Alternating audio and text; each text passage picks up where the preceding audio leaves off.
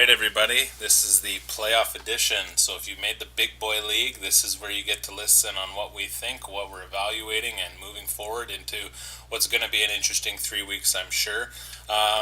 Unfortunately, Randy is not going to be with us this episode. He's a little bit under the weather, listed as doubtful for today's podcast. But of course, we got a newcomer who's excited that he's filling in the gaps, and we're glad to have him. Alan, welcome to the playoff edition. Thanks for having me again. No problem. So, we are going to, guys, for this episode, a little bit different. We don't really have anything to go back on because we already did that. We are looking at the matchups. We're going to break down who we think is what, maybe offer some predictions, and see where it pans out. Next episodes as they go on, we'll, of course, review what did win wrong, and then we'll review the next round and the next round after that. So, without further ado, we are starting with the top seed, as rightfully so they should be top. Global warming, number 1, versus Shelley Told Me To, number 8. We have Ryan versus Selby. Ryan is currently projected at 108.72, and Shelley was projected 107.02. Ryan finished the season at 10-3. Selby was a 5-8. But interestingly enough here, Alan, they split the season series. Selby won week 1 by a score of 127 to 120, and Ryan won week 8, 124 to 114. So this matchup has actually been fairly close. So talk about the ultimate ultimate tiebreaker here. So let's just start, Alan, with the QB position. What notes do you have on the QBs? Well, I've got now. Matter of who Shelley Told Me To start this week. I know there's some questions about Mitch Trubisky, whether he's going to start. I think the last time I checked, I think he is going to start, but he's a risky start because you don't know about the shoulder, right? And you don't know if they're going to stick to the run game more. So he's got Russell Wilson in there now. So I'm giving the quarterback the matchup to global warming as he's got Patrick Mahomes. He's staying in the flame. Like they don't have the greatest matchup this week because they're against Baltimore, but I think because it's at Arrowhead that I think they'll overcome that, and I think Patrick Mahomes will have another good outing. Yeah, I think so too. I agree. I think Patrick Mahomes, it's hard to go against this guy currently, even against Baltimore, who's done fairly well at shutting down elite quarterback run combination teams this year. But I think Patrick Mahomes is just a little bit better option. But Russell Wilson's at home, and Minnesota's been shaky a little bit too. And he seems to thrive at home when pressure's on the line. They're sitting well for a potential playoff spot as well. So this is going to be a good tilt here. But I have to give the edge to Mahomes just based on what he's done. Moving on right to the wide receiver category. For me, I got to give this edge to Selby, and Shelley Told Me To, with Evans and Jones. I just think they have better looking matchups. And Julio's really starting to heat up, I find, and he's the safety blanket. And at this time of the year, it's time to get those wins. Evans, he's been playing great too. New Orleans can allow. New Orleans, you remember, they lost to Tampa Bay week 1 by a fair bit. It was close, but the point value was pretty high in the game, is what I was trying to say. So there's opportunities for Evans to torch that secondary. On the other side, you got Hill and Robinson. Hill, like I mentioned, is going to go up against a tough Baltimore defense. But I think Hill can still do some damage just catching those slant routes. But Robinson, I think, is going to get shut down. I think the Rams learned their mistakes from allowing teams like KC to go deep. I think the Rams need to shut down, because I don't think there's really too many other options for Chicago, especially at the run game, which we've evaluated as kind of the weak point. Right? Like that's their strength. So if we shut everything else down, they have to force that. And with Donald and Sue, that's going to be tough to do. So I'm giving my edge to Selby. I would agree there. I think he definitely has superior wide receivers. And, it is unfortunate because he lost Nino Sanders, the torn ACL, or not the torn ACL, sorry, the torn Achilles. And he's got Larry Fitzgerald in there, which could be a sneaky play this week because they're at home, they're against Detroit. Detroit defense is susceptible as long as their QB puts pads out. For sure. Hopefully, yeah. Okay. I'm going to give this one to Shelley as well. Okay. What for the running backs? The running backs. So I talked about this. I think the first time I was on the podcast, I talked about about my worries for global warming death at running back. Now, I don't want to say I told you so, but I told you so. That if he lost his two starters, he's going to be in trouble. And I think he's in trouble this week with his starters. You got Mark Ingram, who, the Tampa Bay defense is susceptible to the run, so Mark Ingram could have a big game, but he's also in a timeshare with Alvin Kamara. And Alvin Kamara is an absolute monster. And then we have Spencer Ware, who hasn't played a lot in the past year, going up against the Baltimore run defense, who's been quite stout this year. And he's got Gus Edwards in his flex position. Now, I think Gus Edwards can have a good game against Kansas City. It's just, is the ankle going to bug him again? I know he came off the injury report, but it is a concerning thing. What if he injured his ankle in the first quarter, and then now he could get a goose egg from Gus Edwards? So his running back situation was looking really nice, and then within 2 weeks he lost both his running back one and his running back two. So it's unlucky. But if you look on the other side, well, Fournette put up 4.1 points, and that's a huge stat.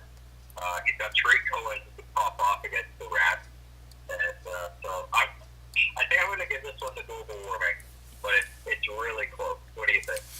Yeah, I think obviously now we know that Fournette did play and had a very subpar 1/3 of his projections, which I was kind of shocked of. But it is what it is, and Selby's got to find other ways to get it done. I think Tariq Cohen, like you said, if there's an opportunity to bust out a run, it's got to be up to him. Because if Howard takes over, then that's not a good sign for him either. But I just don't think they're going to get that done anyway.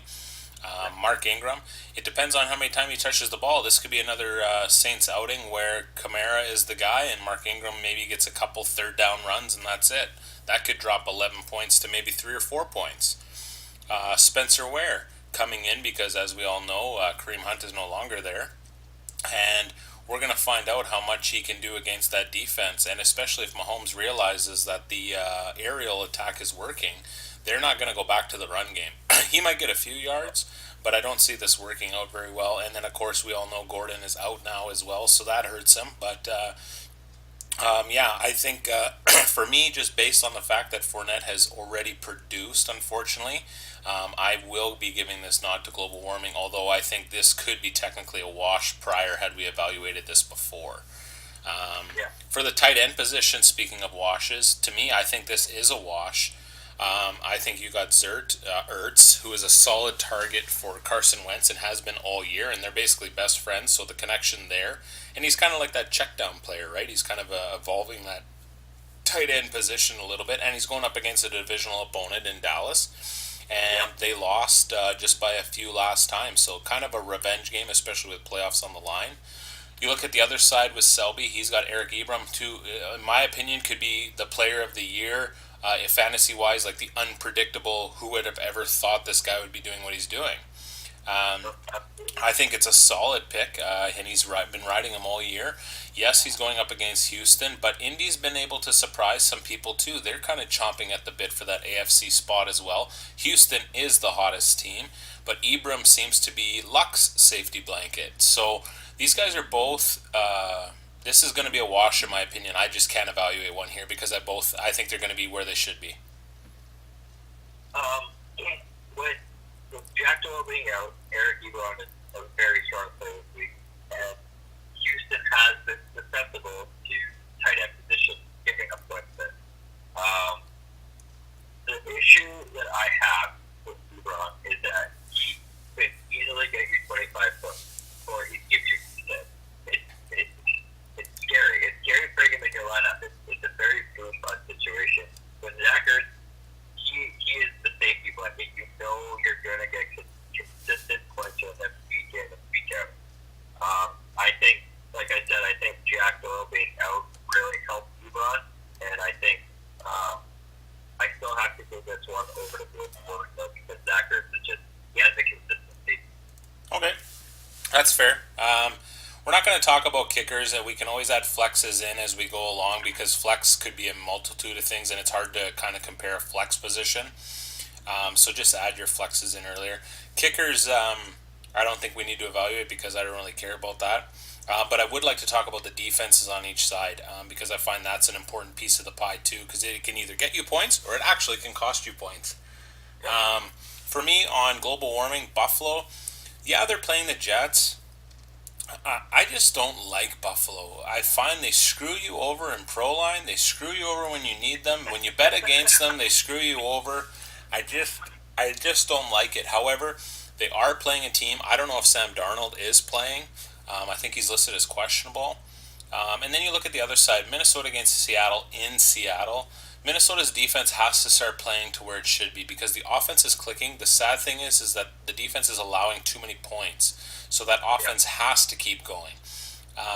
Which in this particular case, that defense has to get in there and get off the field quick because then Minnesota can clock manage and allow those guys to rest because that environment is atrocious, as we all know. It's quite loud there and a lot on the line. So if your defense can rest, that's the important thing here.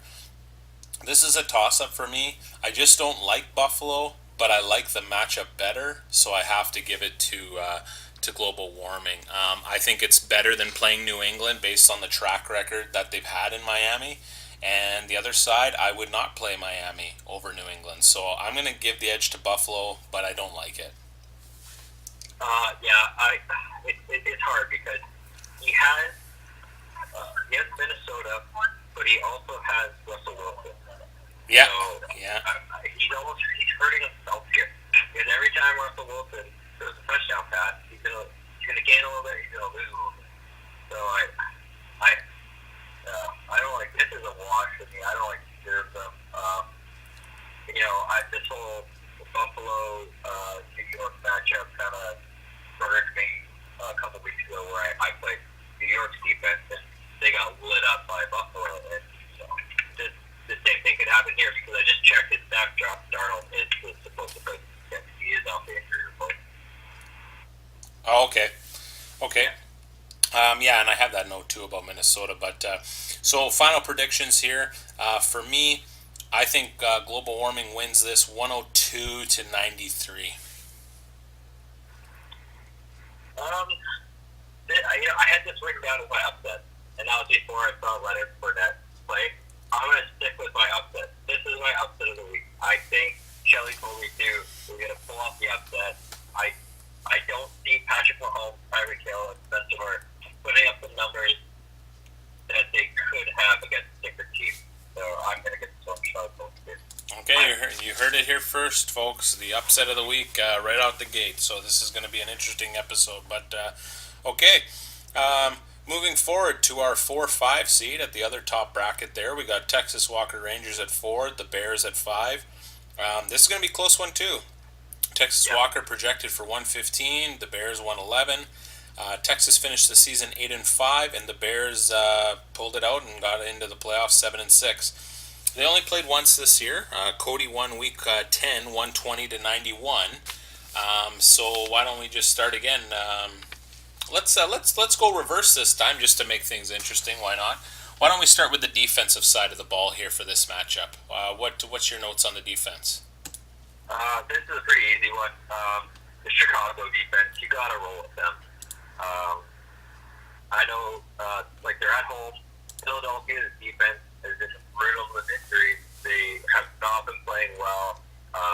They're going into Dallas. Watch what happened in Dallas with New Orleans.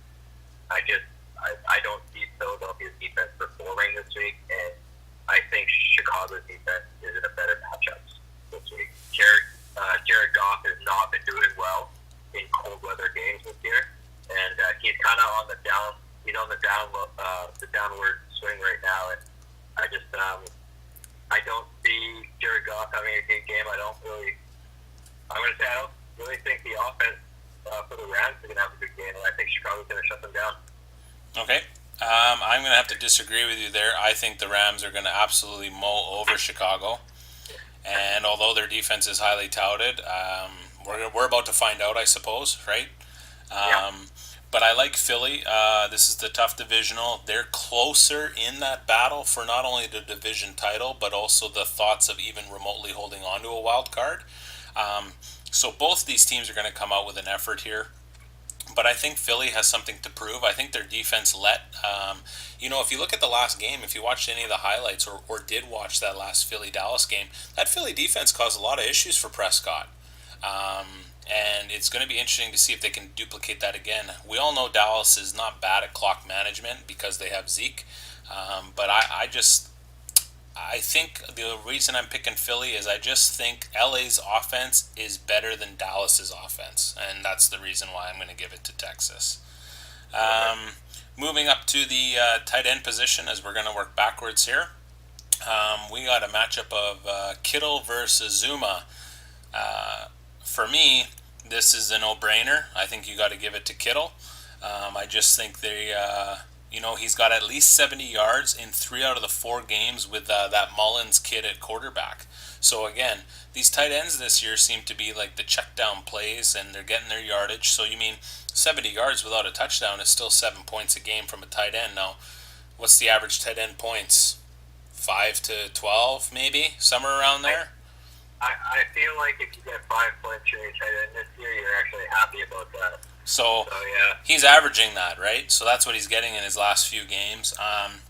On the other side of the ball for Corey and the Bears, Dalton's now not playing. I just can't see this being a good thing for Azuma, especially going up against that Chargers defense. I think if anything, they're going to do maybe some check down plays to him, maybe bring guys across the slot, probably let Mixon and Gio run the ball. I just think we're not going to see the numbers. I mean, he's only projected at 5. I'd be surprised if he made 5, so I'm giving it to Kittle. Yeah, this one's an easy one. It's Kittle. He's the superior tight end here, and he's the safety blanket for Mullins at times too. So you basically covered on every point that I wanted to cover on there. There's Okay. not really much to say about that. Well, I'll let you take the lead on the running back positions here because I think there's some names that need to be discussed. Oh yeah, I agree. This was a tougher decision for me. The Bears, he obviously had Alvin Kamara, he had Saquon Barkley, he had Aaron Jones.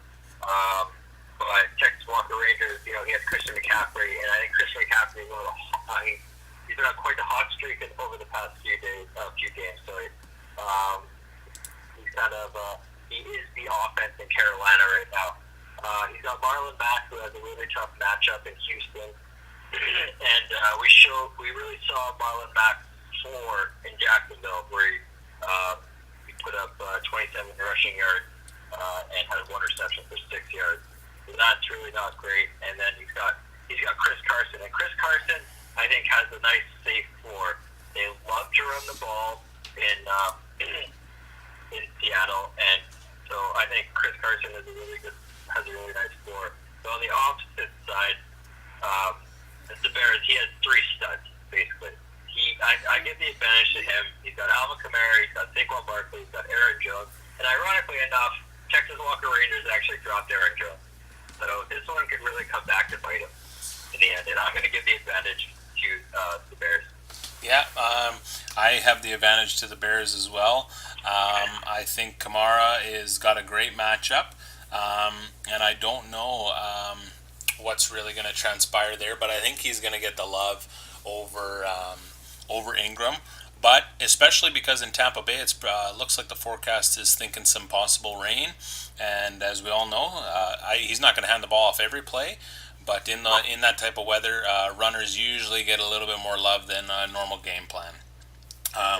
Barkley, I just think Corey had no choice but to draft him first overall this year. I think he'd be stupid if he didn't take Barkley. This kid is special, and I think we're looking at another big day here against Washington. The last 3 games, he's averaging over 100 yards per game, and we've all seen the numbers and the magic he can do there. And again, your season is mathematically still alive, so why not go for it? And with Beckham, we were talking about this off air just before we started, he's listed as out. So maybe some of those touches go back to the ground game here and go from there. But I know Washington's rush defense isn't terrible, so we'll see if they can make headway on that. On the other side, McCaffrey's been solid too. He's got 5 touchdowns on the year, and they've only come in the last 4 or 5 weeks. So he's starting to heat up as well. And look for him to really move the chains. Now, the only downside to McCaffrey is he plays with a quarterback, Cam Newton, who loves to run the touchdowns in himself. So, for example, Texas or Cody has McCaffrey, and the Bears has Newton. So the best thing that can happen here is McCaffrey gets you to the red zone, and for Corey, he'd love for Newton to steal and run those in himself. So kind of an interesting aspect there. I think I like what you touched based on Aaron Jones. Um, Opportunity should be good for him versus Atlanta, but we'll see. So for me, I'm giving it to Corey and the Bears. I just think Aaron Jones adds a little bit more than Mack and Carson as well. So wide receivers, just moving right along there. I'm going to give the nod to Cody on this one. I like Diggs and Juju over Humphreys and Landry's any day of the week.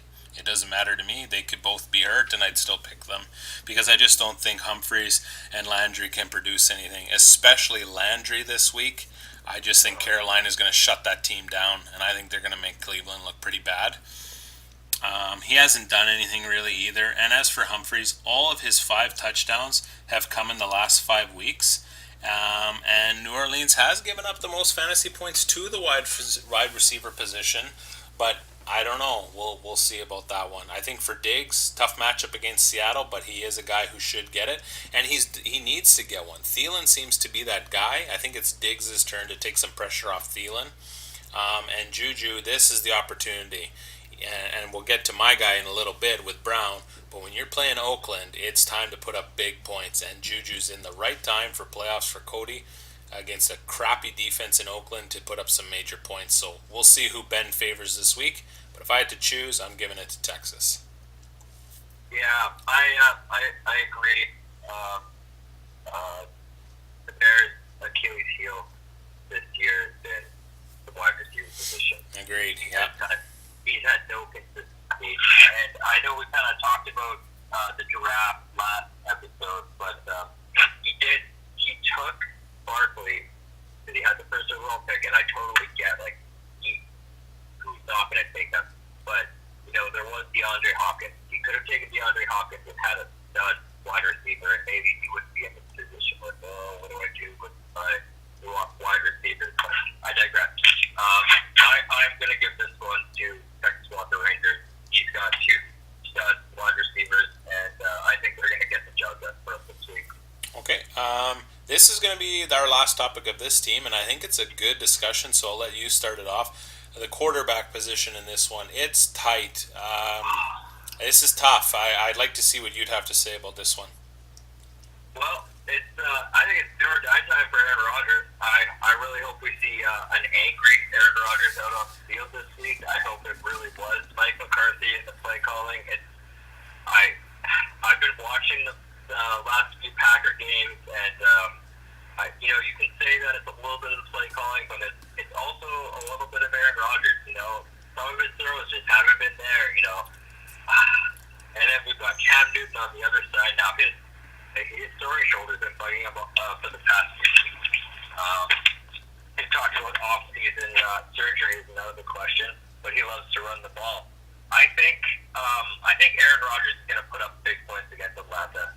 Atlanta's defense has been really susceptible to just about everything all year, and I'm expecting big things from Aaron Rodgers. I think he's going to throw 3 or 4 touchdowns this weekend. Well, hopefully so, because he's only thrown 1 touchdown pass in the last of his 2 games. So he has to pick up that offense. But again, you touch base. Maybe there's new life. Maybe they're just going to say, you know what? We don't have to worry about a coaching decision now for the rest of the year. Our goal is to try to make playoffs. So Rodgers, go out there, run the show, read it, make the plays. Let's see what we can do against Atlanta. Cam Newton, yeah, and for sure. And Atlanta gives up the second most fantasy points to quarterback position, but I don't know. I don't know here, but like you say, it's time for him to get angry. It's time for him to just take a deep breath and go out there and put up some points. I think the matchup is smart here. We've been bugging Cody all year about Rodgers or Cousins. Cousins is going into Seattle. I'd rather be playing Aaron Rodgers this week, so I think he's got the right matchup this week. For Corey, Cam Newton was listed as questionable actually the other day with his shoulder, but I think everything's cleared up there. It looks like he'll be good to go. But he's only reached the 300-yard passing mark twice this year, so I'm not sure what's really happening there. Are they just relying more on McCaffrey to run the field? That could be the case, which is only going to benefit Cody. So if you're Corey, you gotta let Newton run them in or throw the ball to somebody else, because if you get into the red zone and McCaffrey starts adding those up, that's not piggybacking points for Corey. So I'm going to give it to Rodgers. I think Rodgers has a better matchup. Um, and like I say, but who do you think is going to win this one? I think Texas Walker Rangers is going to walk away with the victory here. I think that the one part of Corey's team that's been bugging him all season is going to let him down again. I think his wide receivers are going to be duds this week, and I think it's going to cost him the season. I agree. I think Texas Walkers walks away with a win. I got a score of roughly 106 to 98. I think it'll be somewhat close just based on the positions we talked about, but I think Texas gets it done. Okay, moving on to the southern half of the playoff bracket. Halfway through our show here, we got a tilt. There's a couple good matchups here, actually. All these playoff matchups are actually pretty solid. But moving into the 3 versus 6 seed, of course, the 3 is me, Screaming Beavers, versus Dylan and the bottom feeders in the 6th position. I'm projected for 116 when I wrote my notes, and Dylan is projected for 97. I had a record of 9-4. He was again 7-6 like Corey. We only faced once this year. I ended up winning week 7, 129 to 88. But it's playoffs, and anything is possible.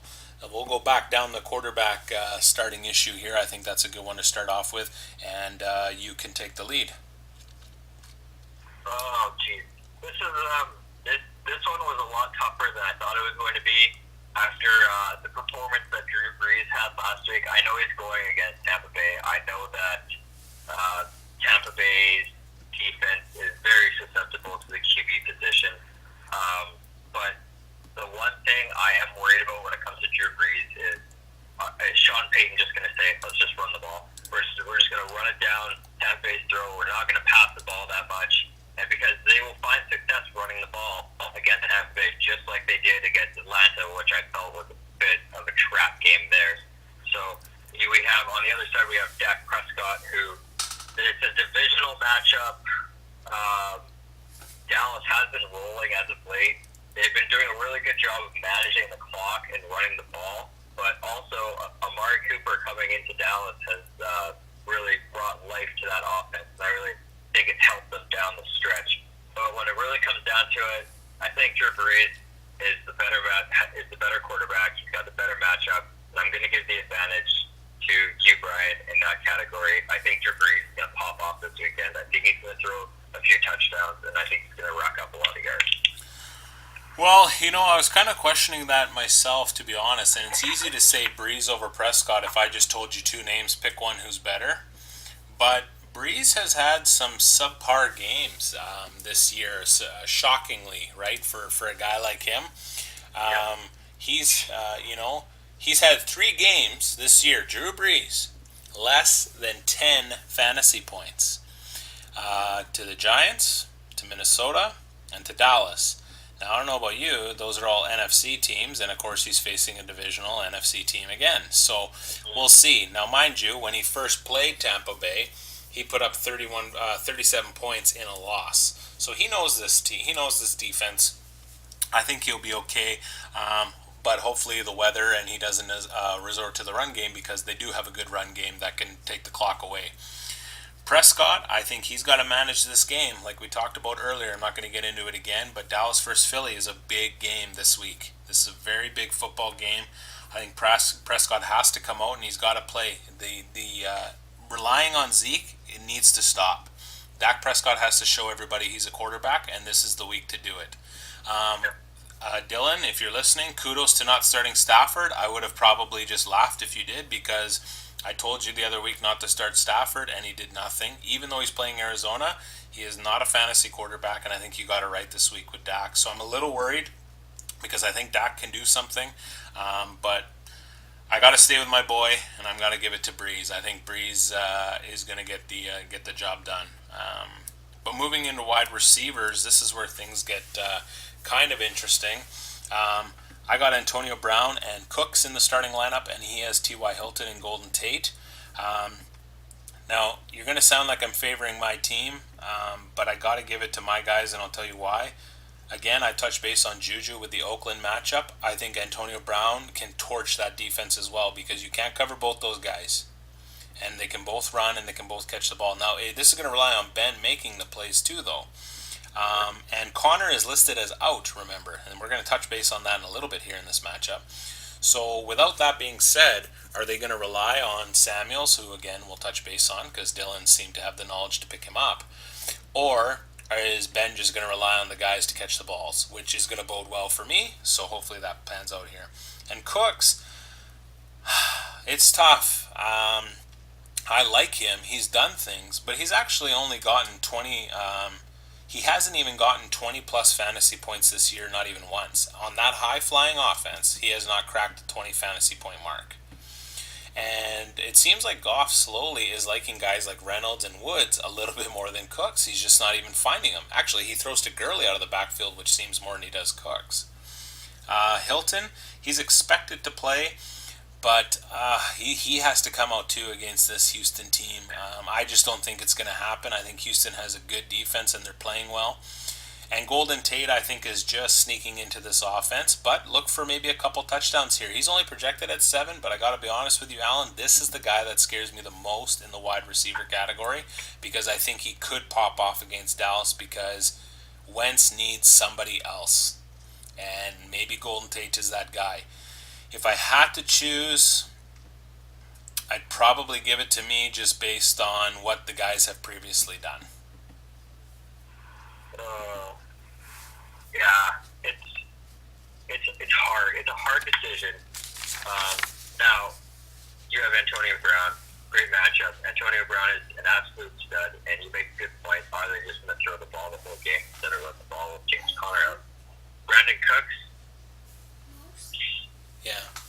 He's a very risky. I think he's a risky play this week because of where they're going, how Jared Goff is playing, and like you said, I feel like Todd Gurley is almost a safety blanket for Jared Goff. It's easy for Jared Goff to find Gurley in the backfield and just throw him a quick screen and let Gurley do the work. On the other side of the ball, or on the other side of the matchup, we have T.Y. Hilton, and we don't even know if he's going to play. I mean, he's a game time decision right now. And Golden Tate, he's that X factor. He's going to do one of two things. He's either going to bury you, or he's going to put up a goose egg for Dylan. And I have to give the advantage to you, just because your two wide receivers are more consistent, and I think that they're going to get the job done over his wide receivers. Okay. Well, I'll let you take the lead on the running back, then you can kick us off with this one, because I know this is an interesting one as well.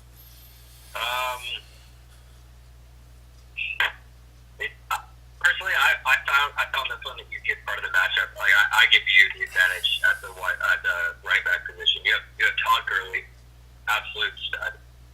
You have Joe Mixon, who I think they're going to lean heavily on in this game now that they don't have that Andy Dalton anymore. James White is a question mark for me.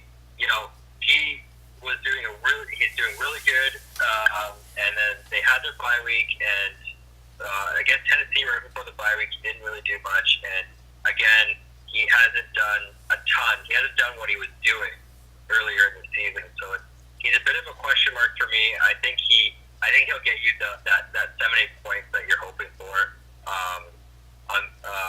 For Dylan, he's got Jalen Samuels, who I was really hoping to pick up and throw into my tight end position this week, but I digress on that. He's got Jeff Wilson Jr., who Kyle Shanahan makes any type of running back look good in the system, as we've seen all year. And he's got Josh Adams, who is starting to turn into the workhorse for Philadelphia. Now, I think Josh Adams has a terrible matchup, and I don't think he's going to do much this week. Jalen Samuels is the guy who I think could possibly pop off because he's up against a terrible Oakland defense. And I think if they do stick to the run game and they do stick to only having one guy featured in the backfield and he gets, maybe 15 to 20 touches, he can seriously do some damage. Jeff Wilson Jr., I don't see him doing well against the Denver defense. Denver defense has been playing very well over the second half of the season. So I have to give this matchup to you in the running back. Yeah, and Dylan, I think, and the league in general, if you're evaluating this, let's just, for example, say we take out Samuels and Wilson, and I tell you to plug in Connor and Breda, and let's just say, for sake of argument, you put Burkhead in over Adams, and then on my side, I got Mixon, White, and Gurley. This is close. This is way closer. This is way closer than it should, than it is currently. Connor, we know the season he's had. Breda's been a stud too for San Fran, especially since what's his nuts took the ACL. Garoppolo and McKinnon too, right? So I mean, now you're really that guy, and now you're not even there. But you put those guys in, I think it's interesting.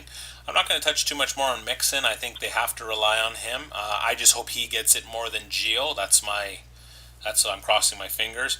The guy I think you touched base on too, and I noticed it too when New England played last week, is White. James White has been solid for them. Now that Burkhead's back and Sonny Michel is back, he seems to be kind of getting the mixed love. But then again, Brady loves him, and it seems like White just takes over. I'm hoping that happens in Miami. But you know what pisses me off? They got White in the backfield, and twice last week, they give it to Devlin, their fullback. And I'm like, well, what's this about? And so I hope that doesn't happen this week. And Gurley, there's guys in the league you don't need to talk about, and I believe Gurley is one of them. He'll do what he can do, and I can't not play him, so I'm not going to talk about him. He's an absolute start. On the other side, look for that offense to get going, and if they do get to the red zone, who's getting the love? It has to be the Samuels guy, because they have nobody else if they want to change up from throwing the ball. So yeah, 9.5 prediction, but you throw one, maybe two touchdowns if they get the opportunity, that can change real quick. Wilson, I think, is going to get jammed up with defense. I just don't see anything breaking out, but I don't really know too much about him. But again, could be a complete bust or it could be a great option. Adams, I think you're right. We saw what Dallas did to the Saints, and I think their defense has not slowed down since, and I think they've been playing at an ultimate high, probably the best defensive play in the league right now, in my opinion, even better than Houston's. So that can pose problems for running backs. I know it's a big drop in there, but if I was Dylan, I'd really be, and I don't care, I'm playing him, I just think it needs to be said, I'd really be evaluating the play of Burkhead. I'd really be looking at, can I put him in there, especially against Miami? I think there's opportunities where Burkhead might get some touches, but that's for Dylan's decisions to make. And for running back, just based on what they've done, again, I'm sorry, Dylan, but I got to give it to me. But moving to the next category, hands down, this is not going to me. This is going to Dylan in the tight end position with Kelsey. Mahomes loves this guy to move the chains. This guy has been solid since he's been in the league, and now he's got a young quarterback who feeds him the ball. And not just like Alex Smith with these little five-yard checkdowns. He's getting like 30, 40-yard passes to the tight end. And that's a big difference. And if Baltimore causes issues, like we mentioned multiple times here, Alan, for guys like Ware, Hill, you can't stop this entire KC offense. And Kelsey's a big guy, just like Gronk. I think better than Gronk. And look for him to get a lot of touches. That 10.3, I think, is going to go to about 16. I think he's going to get a couple TDs for sure. So probably more than 16. But I think Kelsey's going to have a big day. He's going to stretch that field. For me, McDonald has just been so-so. It was Jesse James for a while, then McDonald, then back to Jesse, then nobody. Then it maybe was McDonald, and now it's nobody. So we'll see what happens here. I think, again, the matchup's there. The last 5 games, 3 of them have been less for 3 points. So I am not even remotely talking about my tight end position. Yeah, you basically covered it there. Kelsey kind of blows Vance McDonald out of the water. I give this one to Travis Kelsey. And with Kareem Hunt being gone, Travis Kelsey actually kind of stoked up Kareem Hunt's target, so which makes him even more scary coming down the stretch. And I think Travis Kelsey is going to have a very big game against Baltimore. I think Baltimore is going to shut down the run. I don't think they're going to let Tyreek Hill stretch the field, and Patrick Mahomes is going to have to feed the ball to Kelsey. I think Kelsey is in line for a huge game. Multiple touchdowns. Well, can you break down the defensive side of this matchup before we get to our last one? Yeah, sure. With the way the Houston offense has been rolling, I have to give this to the Rams. I think the Rams defense is way better than the Indianapolis defense. The Rams defense, they just got Aqib Talib back, so that's huge for them. And I have this feeling that the Chicago game it's not going to be a huge high scoring affair. I just have this feeling that it might be a bit more of a defensive matchup, and I think the Los Angeles Rams defense is going to show up, and I think I give the advantage to you over them. Yeah, I don't think I want to add too much more. It's going to be interesting to see what happens here. Indy, unfortunately, the Rams, I think they can shut down a Chicago offense because Chicago's defense is what we're worried about. But for Indianapolis, we're not so much worried about the Houston defense per se. That offense is clicking on all cylinders. And that's going to be tough to do, but we'll see if it can happen. I got to give it to the Rams here. And I think, however, we did give a lot of categories to me. However, I think I will win this matchup, but I think it's close. I think 112 to 102. I think it's going to be close. I think so too. It's going to be a lot closer than what the prediction says. Okay. Now for the moment of truth. It's too bad our main man Jägermeisters wasn't here because I would have loved to have both of you discuss this, and I kind of take a seat on the wall here. But Randy, I can't wait for you to listen to this. I'll give you the link on how far you got to go down the podcast here because we are getting up there in minutes. But this is one I would have loved to have had everybody here. 2 GMs talk about it. Number 2, Clueless versus number 7, Jägermeisters. Clueless is projected 112. Jäger projected 113. Clueless finished 10-3. Jäger 6-7. They played twice this year. Clueless winning both, fairly close. Week 2, 86-73. Week 11, 119-115. And that's kind of when you can tell their team started to click. You're both actually on multiple win streaks. And away we go. Oh, just one more thing I'd like to mention. Out of all the matchups, Alan, I'm not sure if you caught this, every single starting player on my roster is a road game. Yeesh, so I'm not gonna. I should have mentioned that before. I just see it on the screen just in front of me. I forgot to mention that. Quarterbacks. This is an exciting topic for this matchup. I'd like you to start off every category we go down, and I will just fill this in. This is you. This is your moment. Oh God! You know what? My hands are sweaty thinking about this matchup because our teams are so close, and Randy's record does not actually show how good his team is because he has a wagon of a team. Now with the quarterback matchup, we have Matt Ryan. Matt Ryan is he's going into Lambeau. He has not been playing well lately. They just played Baltimore at home, and he did not have a good showing. He was sacked 3 times. He lost 1 fumble that ended up being returned for a touchdown. He only had 131 passing yards and 1 TD. He is a bit of a question mark because I feel like this offense lives and dies off Matt Ryan. On the other side, we have Andrew Luck, who's been on an absolute heater this season. He has been one of the most consistent quarterbacks all season. But we saw his floor last week against Jacksonville, where he only put up 248 passing yards, no TDs. He threw an INT, and he was sacked 3 times. That was and Andrew Luck hasn't been sacked very often this season, and they have some key injuries on the offensive line now. They're both on the road. Indianapolis is playing Houston, and Houston is the hottest team in the NFL right now. And the Falcons are going into Green Bay, where they just lost to Arizona and Lambeau. They're going to be facing a very angry offense, a very angry defense. I'm going to give myself the advantage here just because of the consistency of Andrew Luck. I think he's going to have a bounce-back game. I don't see Matt Ryan performing in Lambeau. I think this is a lost season for the Falcons. Okay, interesting. It's a great way to start off this one. I think it's time for Andrew Luck to cool off Houston, and I think he's going to do it. He's had 8 games in a row with at least 3 touchdowns prior to last week's loss. However, Houston's going to come for those sacks, but I think Luck's mobility is going to be able to escape that, and I think they are really holding on to a prayer that they can make this wild card appearance happen, because I don't think they're going to catch Houston, but the opportunity's there. Plus, they're both in a dome. Other side of the ball with Randy, you got Matt Ryan, like you said, going into Lambeau. I don't think Matt Ryan fares well outside, and I don't think those guys really enjoy the cold. Green Bay is looking on a mission, and I think we'll see if we can get the Packers defense. They've been struggling a bit too here.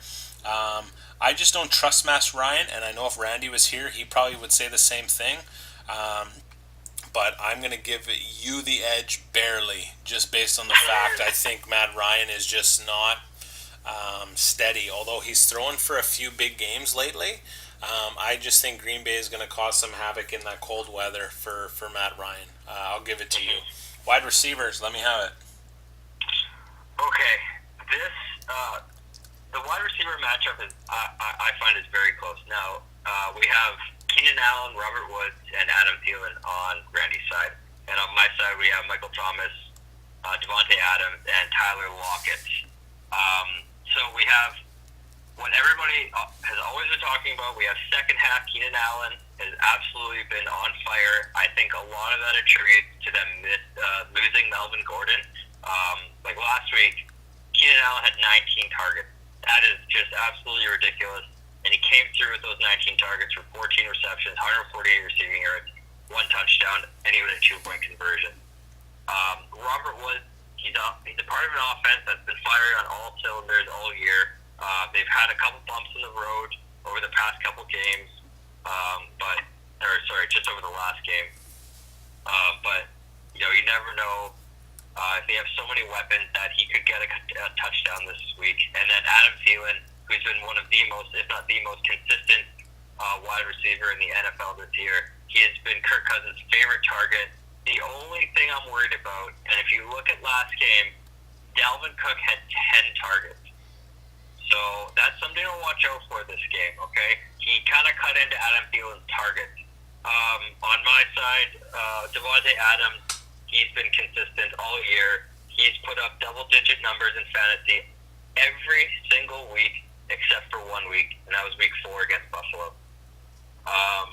You have Michael Thomas, and Michael Thomas, he's a stud. Don't get me wrong, but he is the most horrifying player to put into my starting lineup because I don't know if I'm going to get 3 points out of him or 22 points out of him because Drew Brees loves to spread the ball around.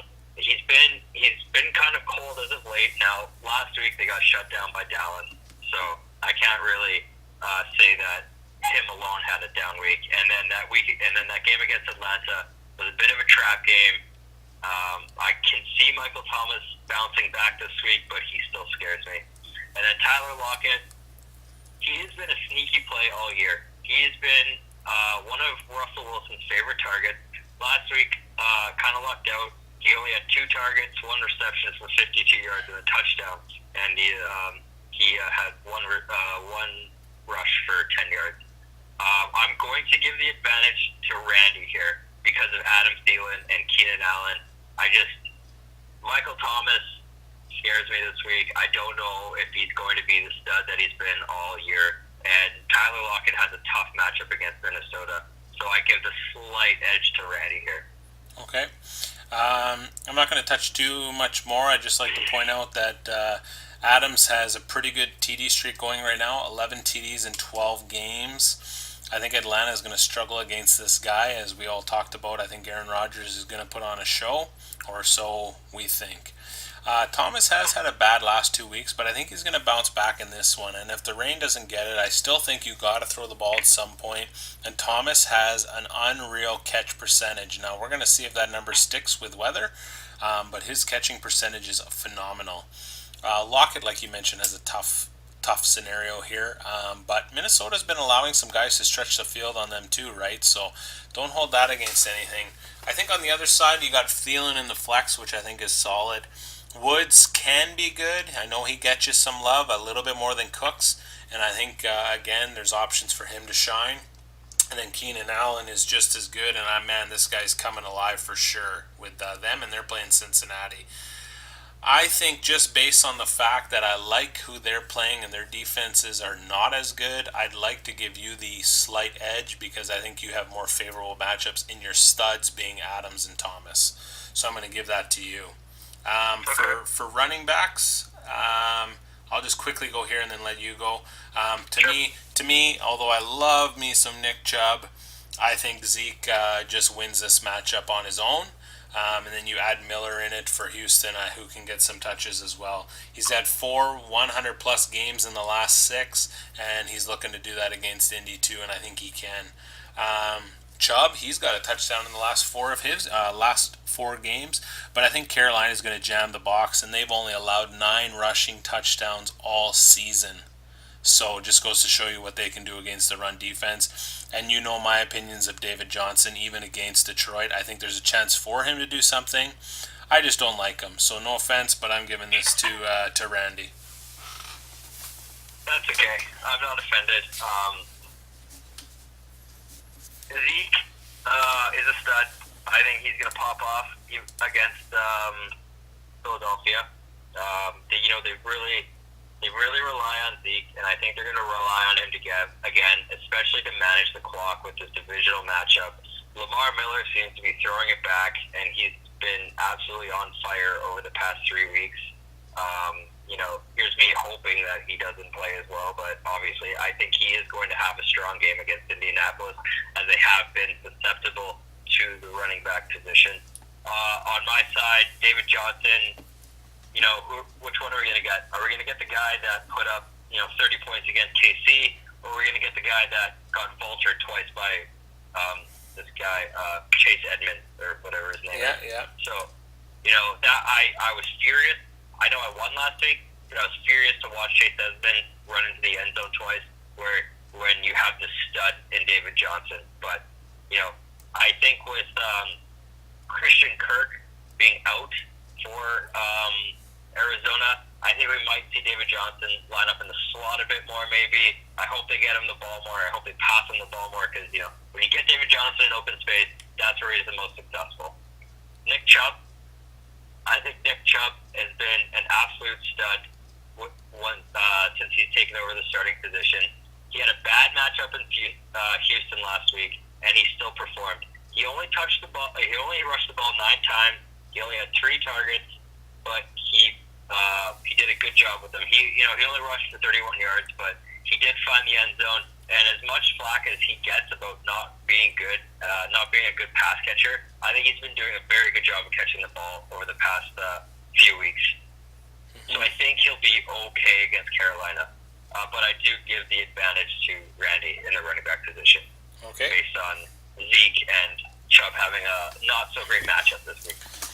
Well, I think the breaking point of this, to be honest with you, because I think it's so tight, I'll tell you right now, and you can mark me down for this 4th and long. The winner of this matchup is based on whose tight end catches a touchdown. Because both the defenses they're playing are number 2 and number 3 with the fewest tight end points. So who's going to break that? The Saints defense has only allowed 1 opposition tight end to score a touchdown the entire season. And Green Bay, they barely allow it either. So it's going to be interesting to see here. I kind of put this as a wash, but to be honest with you, I think there's more of an opportunity for Hooper to get it, just because I think the run game's going to get them to the red zone, and then I think Matt Ryan's going to look for that. I just Brate's been so wishy washy. I think he performs better when Winston is starting, and I don't know if Winston is the starting quarterback or if it's Fitzpatrick or what the hell they're doing in Tampa Bay. Um, but if I had to choose, I'd probably give it to Randy. But I got this pretty much a wash.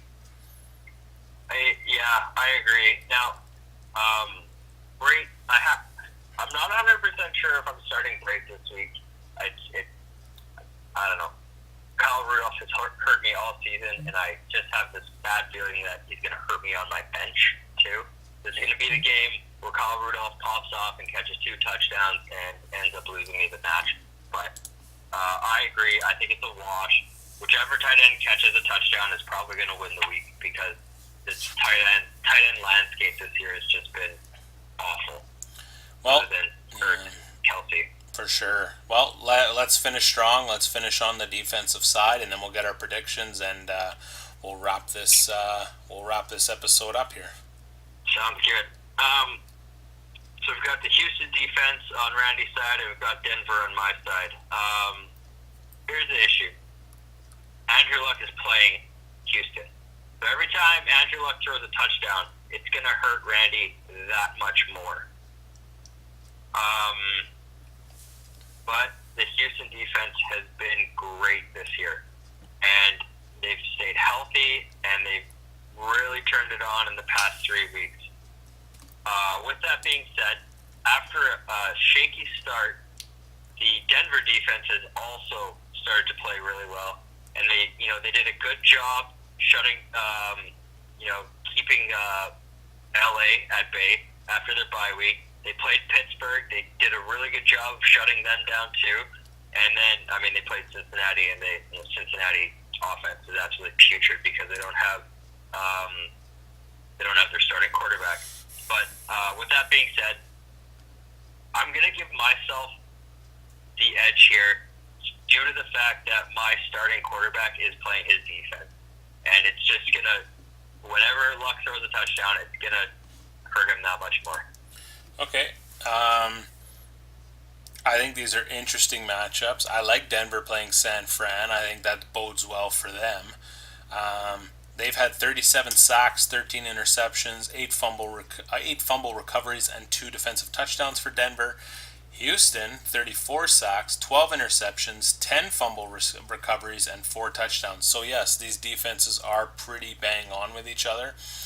Indy's offense is better than San Fran's. I'd like to pick. Man, this is tough. I gotta go with what I think is gonna happen. And even if Luck throws touchdowns, I think there's a couple pick opportunities that could turn into pick sixes. And the sack count, I think it's gonna be tight. Gun to my head, I gotta pick Houston. I just they've been doing too well. It's not fair to go against them, so I would pick Houston. Sad day, FYI, that Randy had Henry on the bench for 47 points. Oh yeah. So that would be a great option to come out and start with, but he has not been your guy, and that is why he was never played. So. I did write a note here as well that I think Rudolph is a better option than Brate, and we'll see who clueless starts on the weekend here. But for me, this to me I think is the tightest one, and I'm gonna say Jägermeister's wins 117 to 114. I just think Hooper gets more. I think his running backs do a little bit better. And I think you kind of catch up on the other categories, but it's just not enough. Interesting.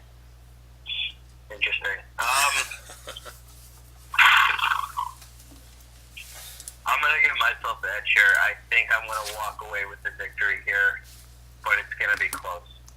Like a couple points. I'm not going to put a scoring because I haven't in any of the other matchups, but I think it's going to be really close. This is going to be the closest matchup of the week.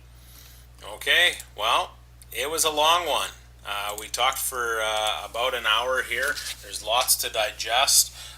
We'll see where this shakes out for the four matchups. Obviously, this podcast gets a little shorter as the playoffs go on because we don't have to talk about the people kind of eliminated. So there will be consolations. There's still that first pickup for grabs if you do lose this matchup. So that's another prize to focus on. But we are here for the bragging rights plus the money. So we'll see what shakes down here. Best of luck to everybody this weekend. We're going to have some good fantasy football. There's not one considered blowout. This is going to be exciting. So best of luck. Thanks again, Alan, for joining. Thanks for having me. Yeah, we appreciate it. So we'll see how this shakes down. Sorry for the delay, guys. We said we'd get it there the other day. We got jammed up. Again, Randy was a little under the weather.